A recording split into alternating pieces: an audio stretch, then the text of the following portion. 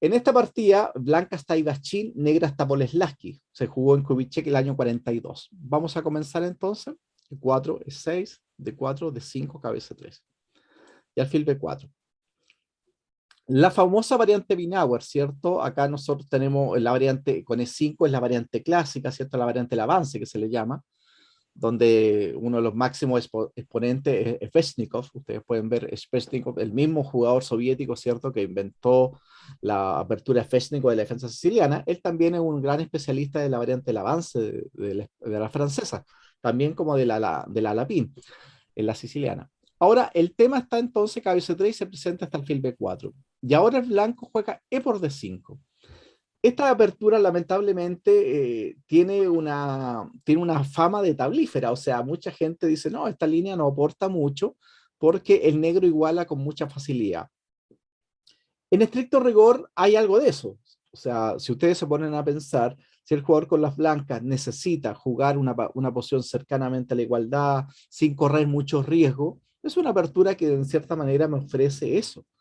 Pero también hay que entender que no todas las posiciones son tablas por inmediatamente hacer un par de jugadas. ¿Ah? Yo creo que hay muchos jugadores también que cometen ese pequeño error, que piensan porque juegan una posición que inmediatamente dice que es cercana a la igualdad y ya piensa que la otra persona obligatoriamente les tiene que dar la mano. O sea, oye, te jugué la variante del cambio de la francesa, te ofrezco tablas. No, o sea, no es así. Yo voy a seguir jugando mi partida de ajedrez tranquilamente. Si la posición deriva a una posición cercana a la igualdad y todo lo que se quiera será tablas. Pero también hay que entender que la partida se tiene que jugar. ¿No? Así que también hay que no confundirse con ese aspecto, que hay muchas posiciones y que el ajedrez de nosotros, no olvidemos, el ajedrez de aficionado, el ajedrez que nosotros practicamos, dista mucho del ajedrez de la élite mundial, o sea, de estos grandes jugadores. Vamos, por D5 y alfil D3. Aquí hay una opción bastante interesante que lo menciona acá. Dice que en el torneo internacional de Ámsterdam 64, Larsen, ¿cierto? Larsen, como todos ustedes saben, en la época del 60 es considerado prácticamente el mejor jugador de Occidente, ¿no? Prácticamente de Occidente, porque si bien estaba Fischer, pero también hay que pensar que Fischer siempre tuvo algunos problemitas. Un ejemplo en la famosa, el match URSS Resto del Mundo, que se jugó en el año 70, un ejemplo, Fischer llevaba como 2 años sin jugar. Entonces, al no jugar Fischer, el jugador cierto que venía era Larsen. De hecho, el primer tablero del resto del mundo que enfrentó nada menos que a la URSS fue Larsen. Y segundo, en esa vez jugó Fischer. Increíblemente, Fischer jugó segundo, ¿no? Así que, pero para que ustedes entiendan que Larsen en esa época, en todo el desarrollo del 60 prácticamente, es el jugador a nivel mundial, que estaba de cierta manera haciendo un poco contrapeso a todo el poderío soviético. ¿Ya? Eso es importante destacar. O sea, no muchos jugadores occidentales se podían jugar un campeonato y enfrentarse de lleno, de iguales con este tipo de jugadores. Seguimos entonces. Cuando se juega este dama F3, esto es lo que nosotros le llamaríamos una novedad. ¿Ya? Las novedades, existen dos tipos de novedades teóricas, ¿cierto? Una novedad simple y una novedad teórica. Si eso ustedes lo buscan en donde se produce todo esto, que son estas empresas Sikorsky Information, se darán cuenta que cada novedad está relacionada con una base de datos previa, ¿cierto? Si hay un movimiento que no se ha jugado, de cierta manera, se le agrega inmediatamente con esta N, que uno lo buscaba, o sea, sobre todo la gente que antiguamente trabajábamos con enciclopedia e informadores, siempre te aparecía una N o una NT, una novedad teórica. En estricto rigor, lo que apunta es movimientos que antiguamente no se han desarrollado o algunas veces se han desarrollado con ideas distintas. También es importante destacar eso, ¿no? Vamos. Este dama F3, entonces, en esta partida de Ámsterdam en 1964, la jugó Larsen contra Portis. En el momento que lo jugó, de cierta manera, ¿no? Causó una especie de impacto, ¿ya? ¿Por qué? Porque Portis es uno de los mejores jugadores, ¿ya? Hemos mencionado que Lajos Portis es uno de los mejores jugadores también de esa época, entonces también es digno de destacar, no está jugando contra cualquiera, en este caso Larsen. Ahora, después de dama F3, hace caballo S6. Vamos a ver la posición, la línea principal y posteriormente vamos a ver qué es lo que se debió jugar. Después de dama F3, caballo alfil B5, caballo G7, alfil F4, enroque y enroque. Es interesante acá pensar lo siguiente. Fíjense que acá en esta posición el negro puede jugar a 6, tomar. Si tomo de caballo, obviamente el punto de 5 queda indefenso, tiene que tomar de B, A3, acá, acá y torre 8. Y esto es una posición ya de doble filo, porque si bien la columna B te puede servir útil para las negras para ejercer algún tipo de presión en el flanco de dama, considerando que el rey está enrocado largo, también hay que darnos cuenta que esta debilidad, si en algún momento el blanco logra hacer un caballo 4 y un caballo C5, se puede transformar seriamente en un problema estructural para todo lo que viene el resto de la partida. Entonces, fíjense qué interesante. Ahora, ¿por qué le estamos mencionando esta línea? Porque dama F3, caballo C6, viene alfil B5, caballo G7, alfil F4, enroque y enroque. En la partida hizo caballo A5, que es un movimiento que no aporta mucho. Caballo G2, C6, vuelve con el alfil, B5 y H4. Esto fue en gran parte lo que la preparación de Larsen, ¿cierto?, contra Porsche en ese torneo de Ámsterdam en 1964.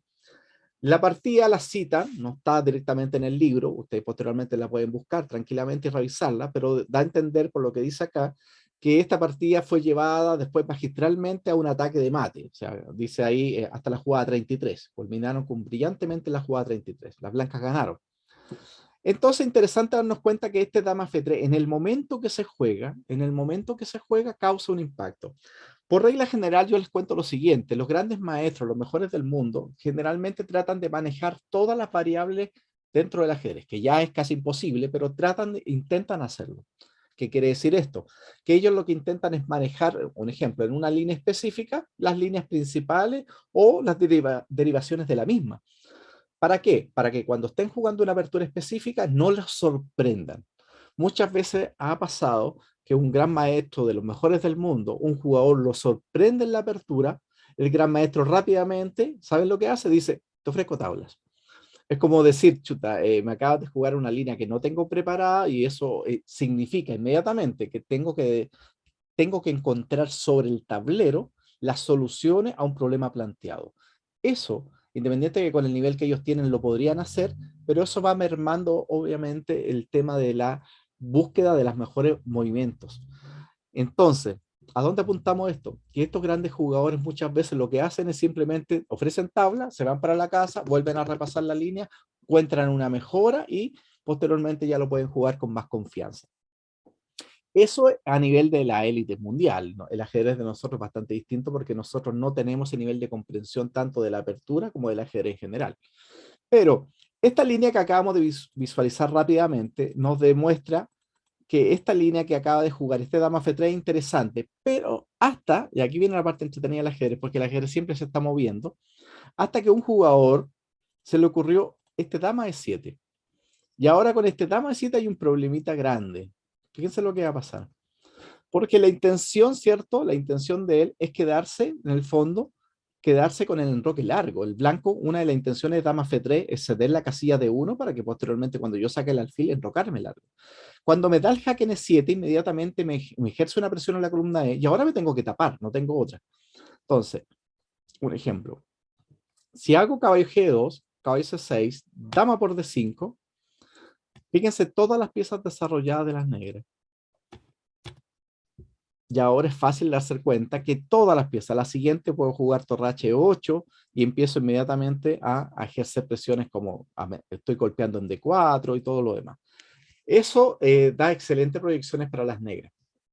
Otra opción, un ejemplo, alfil E3, caballo F6. Ahora no me puedo enrocar largo porque obviamente me hacen alfil G4 y me comen la calidad. Entonces aquí el blanco obligatoriamente tiene que hacer un movimiento como H3. Fíjense. Acá hay también un tema importante que si juega alfil D3, el negro responde con C5. ¿Y por qué este C5 tan fuerte? Porque amenazo peón por peón. Si peón por peón, D4, ¿cierto? Y la dama está clavando el alfil de E3. Fíjense la importancia de la dama en la columna E. Esto es algo que obviamente en la partida de Lajos Portich no vio. Yo aquí es donde yo le estoy mencionando a ustedes que ese dama F3 es muy probable que haya sido una novedad para la época. ¿Eso qué quiere decir? Que hay una sorpresa, hay un cierto impacto psicológico sobre el rival, en este caso el negro, que es Portis. Pero posteriormente, en el avance ajedrecístico, van encontrando nuevas variantes. Después de caballo F6, H3 para evitar el alfil G4, porque acuérdense que el blanco se quiere enrocar largo. Caballo E4. Y aquí viene el tema. Después que yo ya tengo caballo E4, estoy ejerciendo una presión directa sobre C3. Amenazo caballo por C3 en una. Entonces, tengo que hacer caballo G2, caballo C6. Si ahora yo juego A3, tomo, y caballo por D4. Fíjense qué interesante este caballo por D4. Si capturo en D4, tomo jaque descubierto, dama E3, tomo, saco el caballo, me come G7, torre G8, alfil E5 y alfil acá. No puede hacer alfil por torre C8, ¿cierto? Y la torre empieza a molestar en la columna C. Y esta, si bien las blancas tienen una pareja de alfiles contra alfil y caballo, la posición de las blancas tampoco es tan espectacular porque las torres están pegando en G2. Este alfil posteriormente lo voy a echar con F6. El rey negro se está enrocando rápidamente en un enroque largo. Y es una posición bastante dinámica para las negras. Sé que las negras también, están muy cercanas a la igualdad. La otra opción es A3, alfil por C3, caballo por C3. Damos caballo por, dama de 1, otra opción, caballo F5, caballo por E3, tomo y enroque. Y ahora sí que es fácil destacar que el blanco o el negro amenaza torre D8, F5 y F4 en algún momento, simplemente determinar el desarrollo también puede ser alfil E6, colocar las torres centrales, y el caballo en E4 es una pieza muy fuerte, siempre está latente una amenaza como torre 8 y caballo por F2. Entonces, mirando esta posición nos damos cuenta que el negro tiene una buena posición. Entonces, después de caballo F6, H3 dijimos, caballo 4, caballo G2, caballo C6, se enroca largo finalmente. La diferencia ahora, en la partida de Larsen con Portis, que acá se produce un cambio en C3. Y este cambio va, de cierta manera, a destruir la cadena de peones de las negras en el flanco de dama. Y no podemos olvidar que el rey negro, o sea, el rey blanco, está en el flanco de dama. Entonces, alfil por C3. Si B por C3, B5. Este es un movimiento totalmente conceptual. Si alguien lo ve en primera instancia, dice, pero ¿por qué B5? Primero B5 fija la casilla C4. Uno de los conceptos básicos para poder pegarle una debilidad es fijarlo. Y esa fijación generalmente se puede hacer con peones o se hace, según lo que dice Ninso y mi sistema, hacerlo con el caballo. En este caso, el centinela se ubica en la casilla delante del peón. O sea, si aquí el negro posteriormente logra hacer un caballo 5 y un caballo C4, no solamente está bloqueando todo esto, también está amenazando directamente, ¿cierto?, ubicarse en B2 y dar jaque mate. O sea, esto es una posición ya muy cercana a la derrota prácticamente para las blancas, considerando que van solamente 10 movimientos. Volviendo, si alfil por C3, caballo por C3, caballo por C3, B por C3. Y acá nos damos cuenta que nuevamente se produce, ¿cierto?, estos peones. Esta destrucción de la cadena de peones de las blancas, uno podría pasar a segundo plano. ¿Cómo podría pasar a segundo plano? Quizás si el rey blanco estuviera en el flanco de rey enrocado, esto podría pasar a segundo plano. Y las blancas podrían ejercer algún tipo de presión por la pareja de alfil y todo lo demás. Pero estando el rey blanco, en este caso en el flanco de dama, ya la cosa se complica bastante porque ahora está sujeto a el jaque en A3, te pueden comer en A2, la debilidad en C3, posteriormente el caballo 5 y caballo C4. Veamos lo que pasó. Alfil E6, acá el blanco dice si rey B2, enroque, dama G3, alfil F5. Y aquí nos estamos dando cuenta que hay amenazas latentes, o sea, en cualquier momento el negro puede hacer un B5, con la idea de un B4, abrir la posición, ¿cierto? Si quiero atacar, tengo que abrir la posición. Después de dama G3, entonces se enroca largo, dama G7, torre de G8, dama H6, alfil F5, rey de 2 y dama A3. Y ahora sí que nos damos cuenta que la torre está muy molestando en G2, no puedo sacar el alfil. Otro tema puntual que estoy amenazando, ¿cierto? Estoy amenazando en cualquier momento un caballo 5, caballo C4, me estoy comiendo el peón de A2. Las torres podrían participar en algún momento con torre G6, doblarse o participar en la columna E o D. Y el rey, como ustedes están visualizando, queda totalmente en el centro, muy expuesto. Y eso con ataque ganador de las negras. Esto es una partida de Lehmann con Farago, Kiev en 1978. Bien, ¿por qué vimos esto? Y lo estábamos señalando, porque en esta posición el blanco juega alfil de 3. O sea, ¿qué demuestra este pequeño análisis que estábamos visualizando? Que el dama F3, que en este caso que aplicó Larsen contra Portis en Ámsterdam 1964, de cierta manera es refutado un poquito con el dama E7. ¿Qué me exige eso a mí como jugador? Y para nosotros que somos aficionados a veces nos complica un poco porque nuestro conocimiento es bastante más reducido. Pero para un jugador más profesional, un jugador que se dedique totalmente al ajedrez, exige la obligación de conocer este tipo de posiciones. Eso es lo que yo les señalaba anteriormente. O sea, yo conozco las líneas principales, la teoría, el tema práctico, táctico, todo lo demás, y tengo que conocer también estas pequeñas como sutilezas que existen. O sea, si alguien me dice, ¿qué pasa si aquí yo te juego dama F3? O sea, dama F3, vuelvo, digo dama F3. Si el negro no sabe la teoría, es muy probable que termine jugando cualquier cosa y capacito el blanco termine logrando una posición bastante buena, como pasó en la partida de Larsen contra Portis. Pero aquí es importante que este jugador con negra aplique un dama de 7. Fíjense la contraposición en el fondo del dama F3.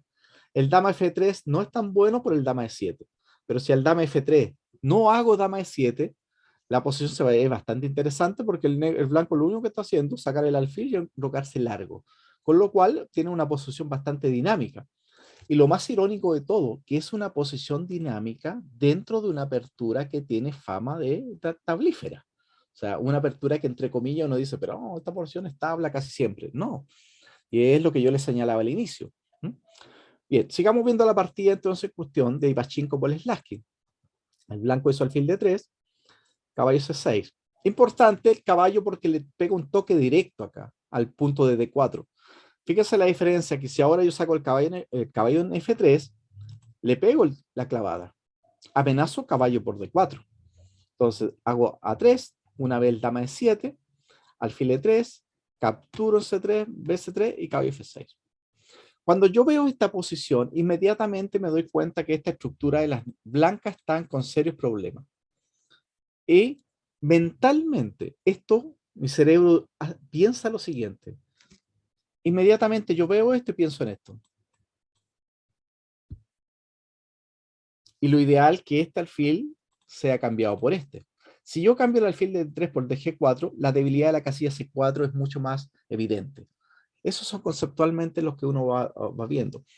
Ahora, fíjense qué importante. Todo, si bien nosotros estamos viendo una apertura específica, sin preocuparnos tanto de la apertura, porque ya lo hemos mencionado más de una vez, el libro de Cherechevsky no le importa tanto la apertura, porque lo que le importa es el paso directo de una apertura al final y cómo las relaciones que tienen uno con otro, pero es súper importante darnos cuenta que cada apertura va a derivar a una posición estratégica que tiene que ver previamente saberse. Un ejemplo, esta apertura, esta que estamos visualizando ahora, después de 9 movimientos, está derivando unos peones doblados.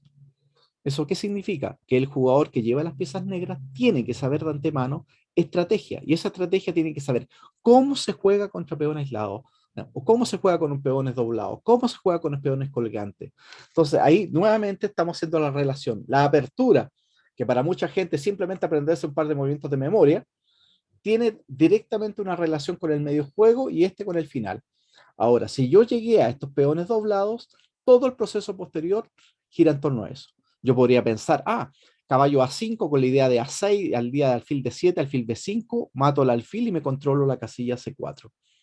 Eso va directamente ligado a mi concepción estratégica. Cada vez que veo una debilidad, sé que tiene que ser explotada. Las debilidades reales son aquellas que pueden ser explotadas. Listo, sigo caballo C6 buena, lo obligo prácticamente a caballo G2 y caballo G7. Observen por qué el caballo acá y no otro lugar.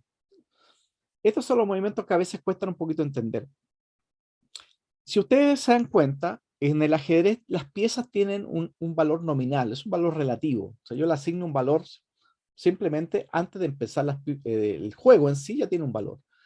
Cuando se empieza a desarrollar el juego, el valor va cambiando, porque cada pieza tiene distintas posiciones y por ende tiene distinta capacidad de proyección. Si una pieza tiene mejor proyección, inmediatamente esa pieza aumenta su valor. O sea, si el alfil vale 3, 3 y medio que le asignamos nosotros, podríamos decir, este alfil vale 3 y medio, este alfil vale 3 y medio. ¿Cuánto vale este? En algunas posiciones este alfil puede valer mucho menos, sobre todo cuando si existiera un peón aquí en E6, nos damos cuenta que el peón en E6 inmediatamente deja el alfil de C8 como un alfil malo, un alfil pasivo. En este caso puntual, este caballo G7 lo que pretende es que cuando yo me enroque, cambiar rápidamente el alfil. Este cambio es beneficioso fíjense, para las negras, porque este alfil de D3 tiene mucha más proyección que el alfil de C8. Y es cosa de simplemente mirarlo. Vean la cantidad de casillas que controla el alfil de C8. 1, 2, 3, 4, 5. Vean la cantidad de casillas que controlan las blancas. 4 para este lado y todas esas para ese lado. Acuérdense que esto es un juego de estrategia, pero a su vez tiene muchas herramientas geométricas, matemáticas. Una pieza mejor generalmente va a ser una pieza que tenga mayor proyección, o sea, una pieza que pueda ocupar más espacio y en el último instancia, superficie, simplemente superficie. Estamos hablando de geometría. Las piezas que manejen más superficie tienen mejor proyección y por ende son mejores piezas. Por eso cuando él hace este alfil F5, está cambiando una pieza, este alfil de D3, que es mejor que el alfil de F5. Y eso es un cambio beneficioso para las negras. De ahí viene ese aforismo que nosotros señalamos muchas veces, que dice lo siguiente: todos los cambios te deben favorecer. Cada vez que vayas a realizar un cambio, pregúntate qué ganaste a través de ese cambio. Hago dama de 3, dama de 7 y alfil F4. Acá hay una opción, dice que caballo de 1. Esta posición es importante, fíjense, miren. ¿Por qué se las voy a mostrar? Porque si ustedes conocen el match de Alekhine con capa blanca, famoso match de 1927, ¿cierto? En Buenos Aires, como ustedes sabrán, todas las partidas, de las 34 partidas, ellos hicieron, no sé, se pusieron de acuerdo, nadie lo sabe, pero jugaron prácticamente todas las partidas la misma apertura. Fueron estos mismos gambitos de dama, ¿cierto? Que estuvieron tanto con blanca y con negra. La única partida distinta que jugaron, la única partida que se jugó, en este caso E4, es este tipo de posición, con caballo de 1, que en el fondo fue la partida, la única distinta a todas las demás. En la partida derivó posteriormente en caballo de 1, enroque, caballo 3, tomó, torre F8, y las negras, si ustedes se ponen a pensar, no tienen ningún tipo de problema. ¿Sí? Aquí las negras están totalmente igualadas. Y si yo con negras he igualado la movida número 12, eso me da a entender claramente que la posición resultante me favorece totalmente. O sea, ¿por qué? Acuérdense que el negro de una u otra manera siempre va como de menos a más. Si yo igualo la movida 12 en la 15 es porque las negras han salido victoriosas de la apertura. Eso lo pueden buscar directamente en esa partida. En esta partida puntual, Ivachín jugó alfil F4. Y ahora Boleslavsky hace enroque. Fíjense que interesante enroque porque aparentemente la dama está sobrecargada. La dama está defendiendo el caballo, pero también está defendiendo el peón. Esto es lo que llamamos comúnmente nosotros en el argot ajedrecístico una pieza sobrecargada, una pieza que está haciendo dos cosas a la vez y por ende, si quiero defender C7 no puedo defender F5 y si defiendo F5 no puedo defender C7. Pero es interesante que este enroque corto de Boleslavsky, que en el fondo, como todos entenderán, no es que se le haya caído el peón de C7, sino porque lo está sacrificando, es bastante interesante porque se da una posición estratégicamente llamativa. Si alfil por C7, no, tomar en C7, dama por F5 sería peón de menos, eso sí que ya no tendría mucho sentido. Ahora es alfil por C3. Si ahora hago B por C3, torre C8, me estoy comiendo el alfil, saco el alfil y nuevamente el caballo 5. Observen otra posición, ¿eh? Clásica. Ahora la siguiente, caballo C4, torre C6, me doblo en la columna, hago una 6, un B5 y empiezo a trabajar este tema. Hasta que finalmente el caballo pueda derivar a hacer una maniobra como esta y terminen capturándose, ¿cierto? El famoso peón de C3. Eso es un concepto estratégico muy importante, ¿ya? Hay partidas clásicas de esto que ustedes pueden ir visualizando a nivel estratégico para ir aprendiendo. Nuevamente nos damos cuenta que la apertura tiene una relación pero directa con conceptos estratégicos de cadenas de peones. Alfil por C3, caballo por C3 y ahora caballo B4. La dama, hay un problema porque la dama tiene que defender C2, también atacar F5, dama B5. Tomo, caballo por C2 y torre D1. Y nuevamente nos damos cuenta que es una posición muy cercana a la igualdad. En la partida, Ivachín jugó dama H3. El dama H3 que está realizando, ¿cierto?, una clavada sobre el caballo con la intención quizá ahora de hacer alfil por C7. Pero el tema es que Boleslavsky no le preocupa tanto el peón de C7 por el mismo tema que estamos visualizando ahora. Y en la partida hace dama E6. Fíjense qué interesante. Ahora, si el blanco se come C7, que es como, entre comillas, la justificación del dama H3. Acuérdense, cada movimiento que yo hago dentro del tablero ajedrez tiene que tener una justificación racional. Entonces ahora caballo F por D4, caballo por D4, caballo por D4. Dama D3. Alfil por C3. No puedo tomar, que sería lo ideal, ¿cierto? Tomar de dama para no destruir la cadena de peones por el famoso jaque, ¿cierto? Y pierdo la dama. Entonces, después de alfil por C3 no me queda otra opción que capturar de peón, y ahora caballo 2, enroque y dama de 4. A la siguiente, torre C8, y nuevamente comenzamos con este trabajo estratégico de pegarle estos dos peones. Lo más probable es que estos dos peones, el peón de C3 y el peón de C2, no puedan sostenerse por mucho tiempo, derivando en una posición ganada prácticamente para las negras. Pero les repito, todo esto siempre está relacionado con el manejo previo de cómo trabajar los peones doblados, peones colgantes, todas las cadenas de peones conocidas. En la partida, después de dama E6, hace torre a D1, y ahora toma en C3. No puede tomar en este caso, si ustedes se dan cuenta, no puedo tomar de dama porque tengo aquí un problemita con mi caballo, ¿cierto? Entonces tengo que tomar de caballo. Si tomo de caballo, tomo en D4. Si dama es 6 mala, negro simplemente alfil por C7 y caballo por C2. Y ahora nos damos cuenta que las negras tienen ventaja material y las blancas no tienen ningún tipo de compensación, en este caso por el material de menos. ¿Qué quiere decir? Que a caballo C3, caballo F4, dama D3, torre F8, alfil por C7. Todas estas opciones de Bolesław, o sea, todo el planteamiento estratégico de Bolesław apunta a este peón de C7. Fíjense qué interesante como él dijo, no, este peón se puede sacrificar por la actividad de las piezas posteriormente como quedan las negras. Torre C8, alfil G3 y acá. En este caso puntual, acá el negro no tiene ninguna diferencia material, pero tiene las piezas un poquito más activas. Esto yo le podría, fíjense que yo podría decir, sí, dijo, pero este peón está débil porque es un peón aislado. Sí, pero ahí hay una parte re importante que hay que destacar. La debilidad de las piezas o de las casillas va a depender exclusivamente si tú logras sacarle provecho de eso. Si yo logro profitar de una casilla o de una posición X, va a depender eso de la valoración final. En este caso, si ustedes se dan cuenta, el blanco no tiene cómo pegar la de 5. Al contrario, todas las piezas negras también centralizadas.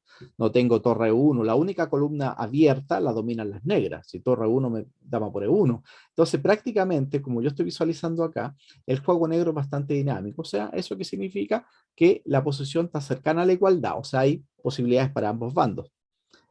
Después de alfil por C3, hace B por C3.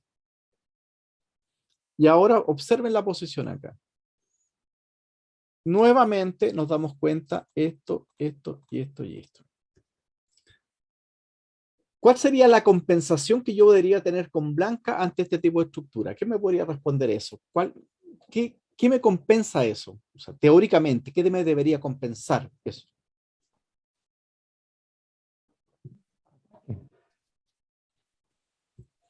O sea, si yo estoy con blancas y yo tengo esa estructura bastante fea, debería tener una compensación. ¿Qué tipo de compensación debería tener para que esta cadena de peones pasara entre comillas a segundo plano, que es lo que yo quisiera? Ataque. Actividad de piezas. Ya, actividad de piezas y un ataque en el flanco de rey, ¿cierto? Ahí yo compenso, ahí yo pongo todas esas cosas en la balanza, o sea, pongo en un lado la balanza, coloco la mala estructura de peones, que se va a cargar, ¿cierto? Inmediatamente por un lado, y por otro lado le coloco un ataque para el flanco de rey. Entonces digo, si el blanco tengo una mala estructura de peones, pero a cambio de ello tengo un ataque, yo lo compenso. ¿Por qué? Porque obviamente el objetivo del ajedrez es darle jaque mate. Si le doy jaque mate, poco me importa la estructura de peones. Pero observen la posición ahora y hagan un análisis. Piensen, ¿tiene el blanco ataque?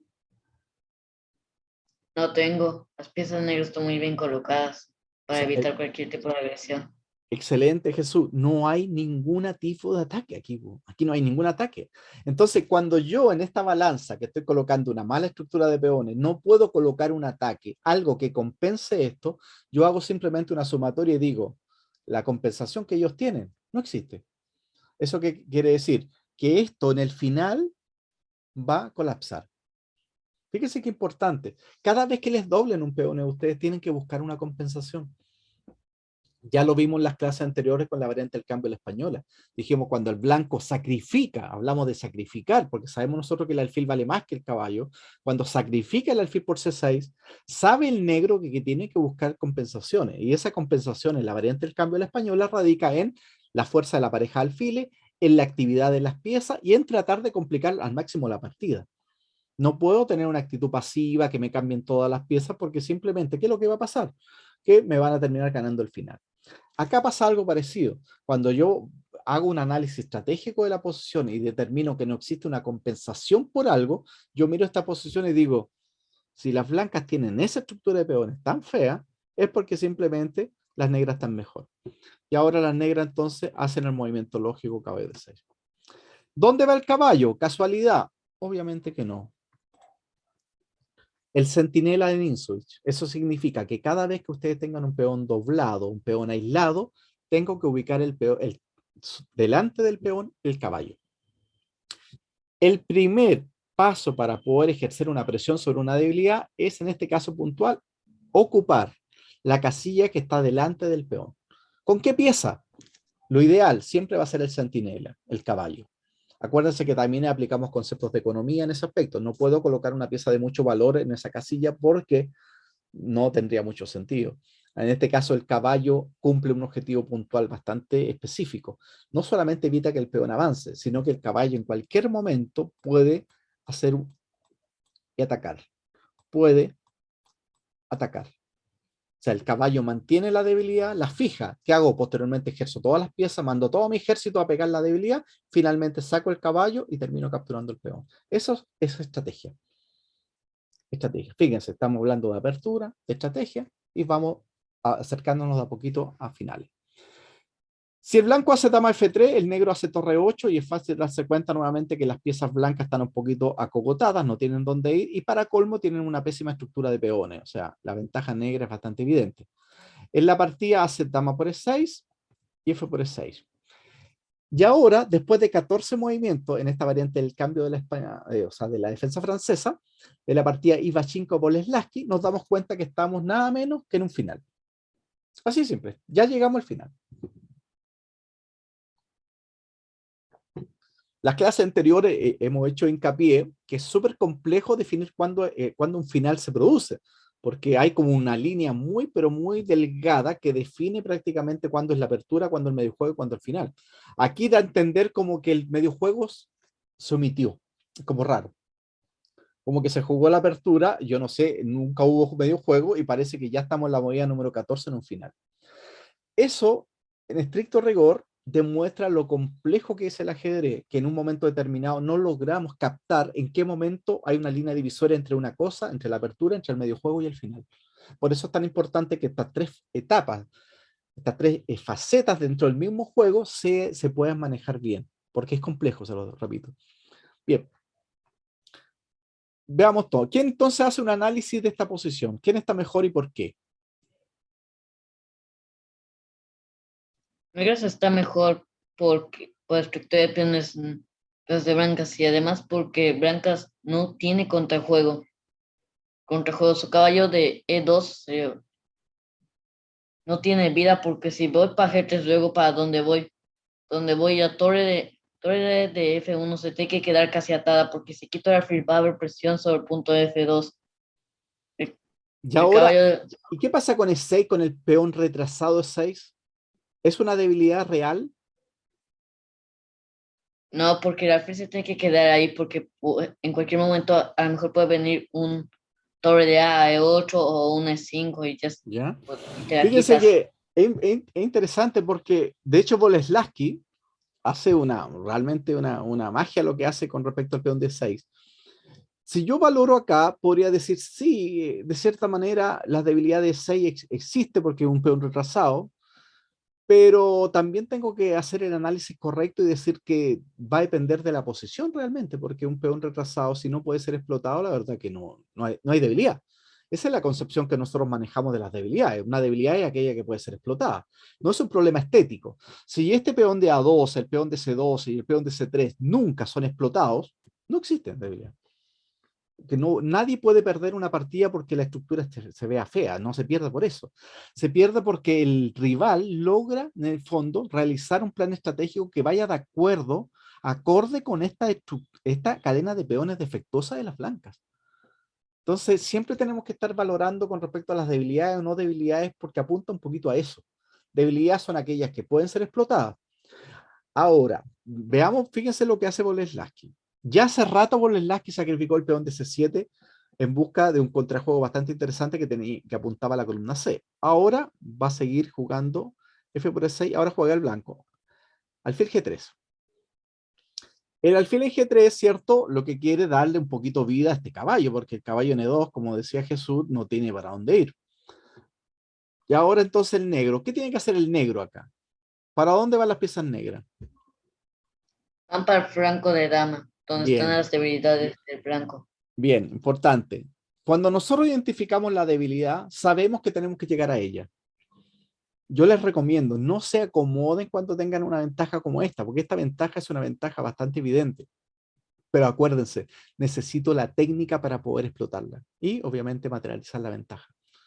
¿Cómo transformo de una ventaja posicional a una ventaja material? Es uno de los grandes temas dentro del mundo del ajedrez. Estas son las mismas cosas que los libritos te colocan, el resto es mera técnica. El aficionado cuando mira la posición sabe, porque tiene vestigio, tiene un mínimo conocimiento que esa posición es mejor para las negras. Pero sigue habiendo una pregunta difícil de responder, que es, ¿cómo logro materializar esa pequeña ventaja?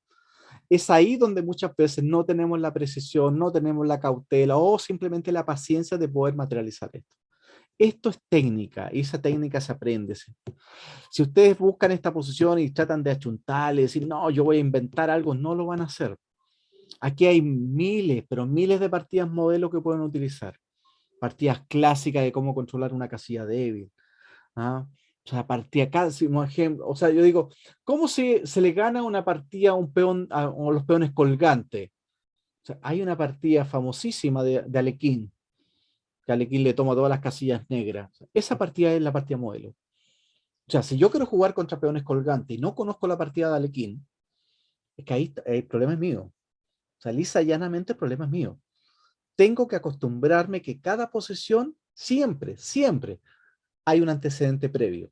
Y si yo no tuve la capacidad de estudiarlo, de entenderlo, de comprenderlo, obviamente que esta posición yo voy a decir, chuta, sé que estoy mejor, pero la verdad que aquí no tengo muy claro. Eso es una muestra clara, en el fondo, de que no hay un manejo estratégico correcto. Las posiciones complejas como esta no necesitan obligatoriamente que el jugador tenga que ir y dilucidar un plan. Para eso existen los patrones, para eso existen juegos anteriores que han demostrado la forma correcta de jugar o de equivocarse, porque hay para los dos lados. Gracias a los errores avanzamos y progresamos y mejoramos.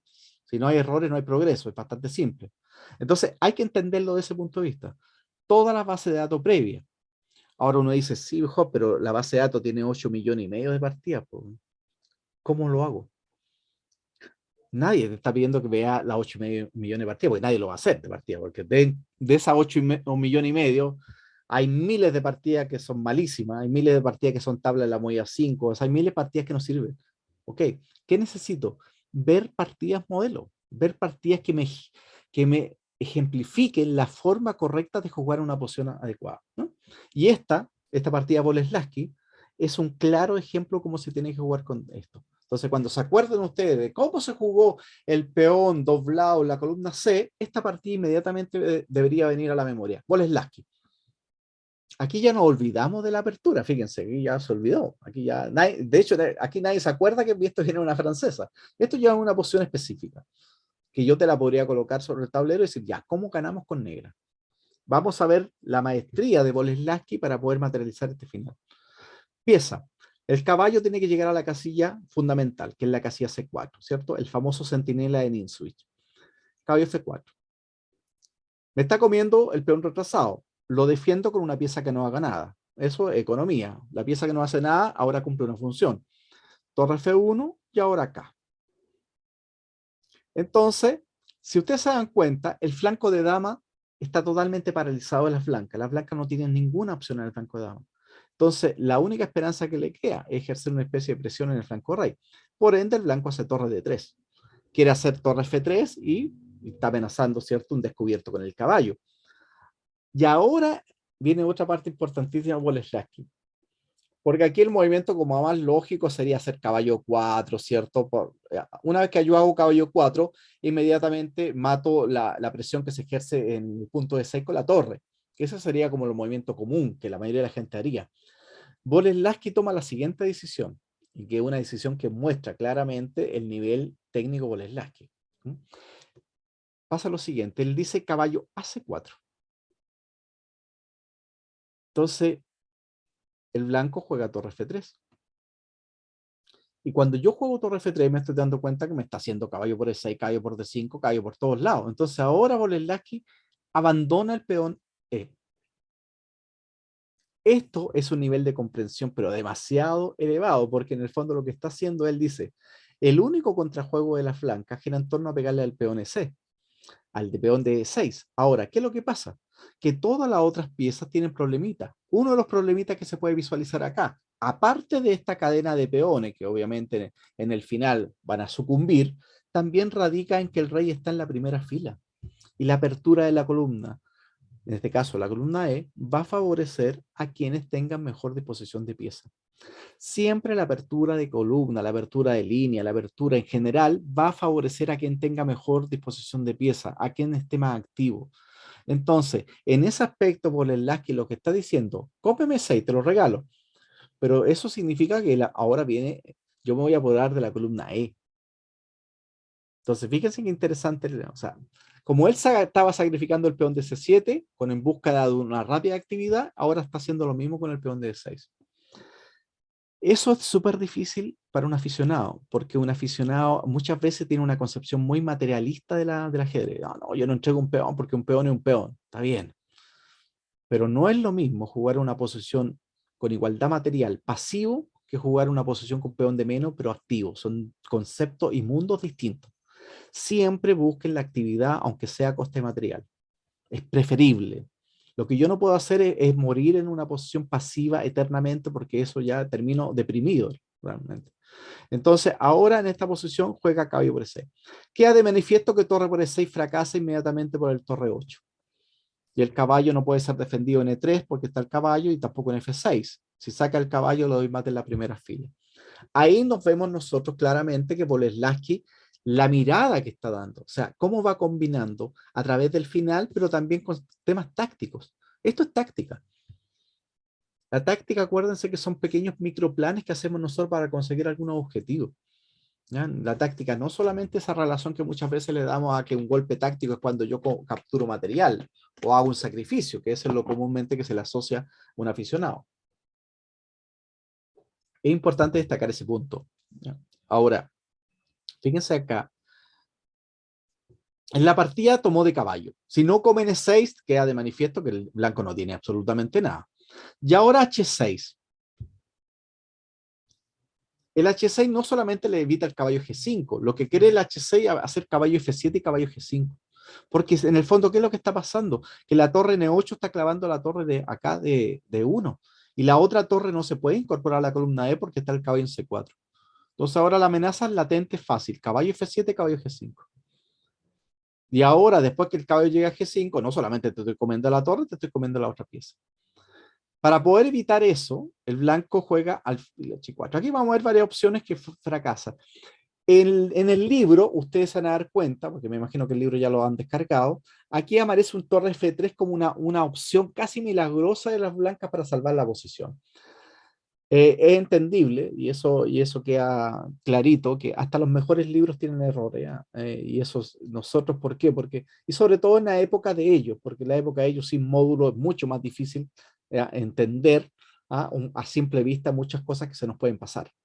Hoy día, hasta con la tecnología que tenemos hoy día, muchos de los libros de ahora siguen teniendo errores. ¿Por qué? Porque aparecen nuevos módulos, aparecen nuevas visiones y cada vez más complejos.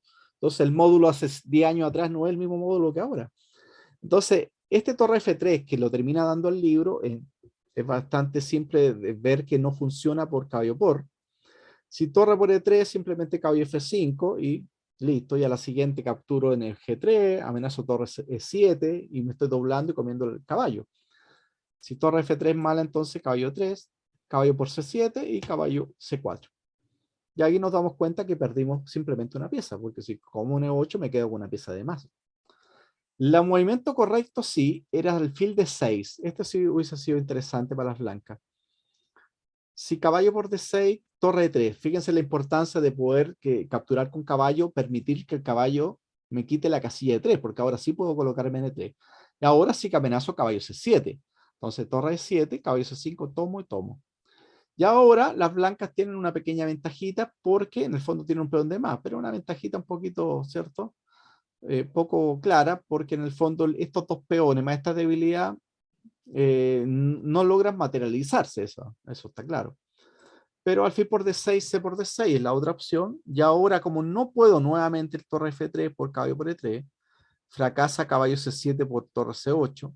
El tema está que cuando el caballo come en A8, el caballo no sale, y ahora caballo por. Y ahora es fácil darse cuenta que no tengo torre C1 por caballo por D4, y estoy clavado y amenazo caballo E2. Y posteriormente saco el caballo y este otro caballo de A8 no puede salir y se cae. Otra opción es torre F3, caballo 3, torre 3 y simplemente torre C8 y el blanco se queda con material de menos, con una calidad de menos y una pésima posición. La diferencia radica que alfil por D6, C por D6, entonces ahora torre G3 y aquí hay un tema, estas variables, o sea, estas variantes que yo estoy mostrando ahora, obviamente son variantes de módulo, hoy día yo lo estuve revisando, por eso siempre lo que hago, siempre todo el material que a ustedes les llegue a sus manos lo tienen que revisar, corroborar. Es parte fundamental del ajedrez. No hay que acostumbrarse a que el material llegue y esté, este es el material. No, porque siempre hay más de algún detalle. Fíjense qué interesante el torre G3, porque si ahora me hace un G5, simplemente H4. Y nunca tiene rey F7 por torre F3, pues ya a la siguiente estoy tomando H por G5, el flanco rey de las negras queda destruido.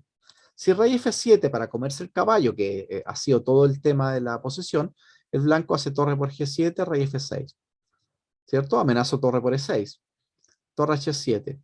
No puedo comerme el caballo porque me comen acá y me comen E6. Ok, a torre H7, rey G6 y ahora torre C7 buena. Y esto hay que ser módulo para ver todo esto. Y ahora rey F6 y aparentemente perdí el caballo. No tengo caballo F4, caballo G5, me están dando mate en la primera fila. Y ahora buena, torre por C4. Me obliga a tomar y ahora D5. Y el blanco tiene dos peones por la calidad y con un caballo en E6 que es una pieza muy poderosa, ¿ya? Es una posición bastante interesante para jugar. En pocas palabras, el análisis de Cherechek en esta posición específica, no en todo, en esta posición específica está errado, ustedes lo pueden corroborar directamente en el libro. Por eso es importante que nosotros tomemos esa posición, la revisemos y le agregamos, modificamos. Eh, para cualquiera podría ser chuta, estar corrigiendo a Cherechek que parece un sacrilegio, pero en cierta medida es lo mínimo que podemos hacer, como digo, para mejorar el libro. El libro tiene bastante años, como ustedes entenderán, ¿no? Así que ha cambiado mucho el tema hasta ahora. Ya, después de alfil H4, entonces, aquí viene un movimiento súper importante, Boleslavski. Boleslavski realmente en esta partida hace una muestra bastante llamativa de muchos factores, factores tanto de psicología, de actividad, de cálculo, de análisis general, porque fíjense que ahora, si el caballo en E6 es una debilidad, ¿cómo le puedo pegar? ¿Quién piensa cómo se le podría pegar?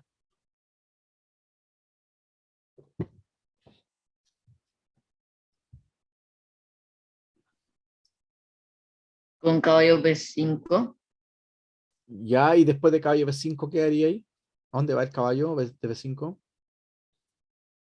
Porque caballo B5 no le estáis pegando E6, lo que yo quiero es comerme E6. O sea, yo lo que quisiera es hacer rey F7 y torre por E6. Ese sería mi sueño, pero no lo puedo hacer directamente.